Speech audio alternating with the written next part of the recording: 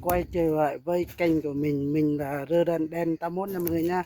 Hôm nay mình sẽ review phun thuốc trừ sâu cho cây cà phê của mình nha. Trước mình nói mình mới đặt thuốc mình ạ. Hôm nay mình sẽ quay thuốc của mình đặt xong rồi. Bây giờ mình chuẩn bị phun. Phun xong chiều nha. Tầm này là tầm 4 giờ nha, 4 giờ 5 giờ sao ạ. Mình sẽ làm clip phun quay cho mọi người xem nha, công việc của mình hàng ngày nha mọi người nha. Đây thuốc của mình mới đặt đây là top 1 nha. Đó. Mình phun thử có hiệu quả hay không nha. Bữa trước mình đặt một chai rồi, mình phun rất là ok luôn mọi người ạ. Bữa trước tháng 3 mình đặt một cái, phun toàn là rệp sáp không, phun 2 lần là hết sạch luôn. Đấy, bữa nay mình mới đặt tiếp, sẽ phun kín nó hay ở trong quả cà phê mọi người ạ. Đó, trên cây là ít thôi.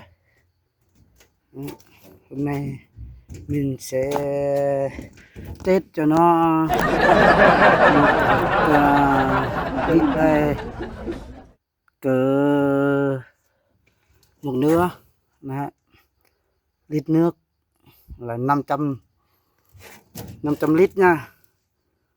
Ca của mình được 300 cây thôi, mình chết cho nó là 500 nữa.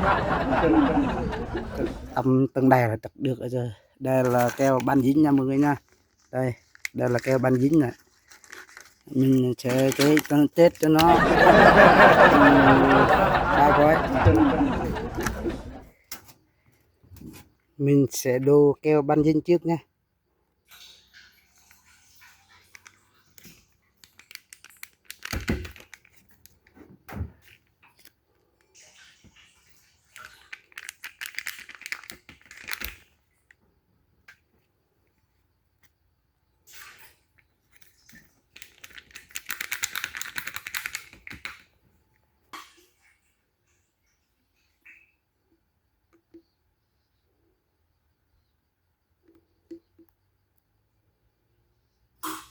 Mình lắc đều rồi nha.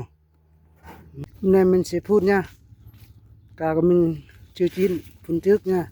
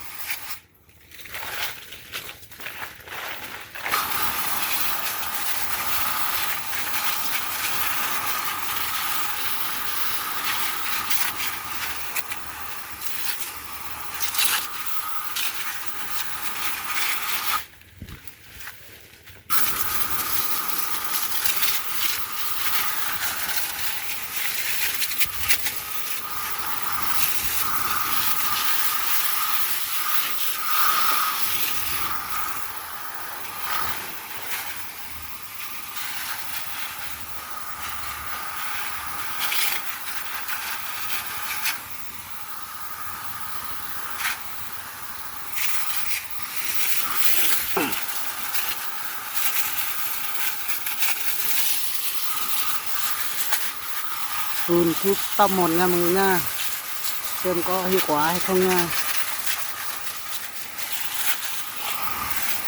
Cái này cũng chín này.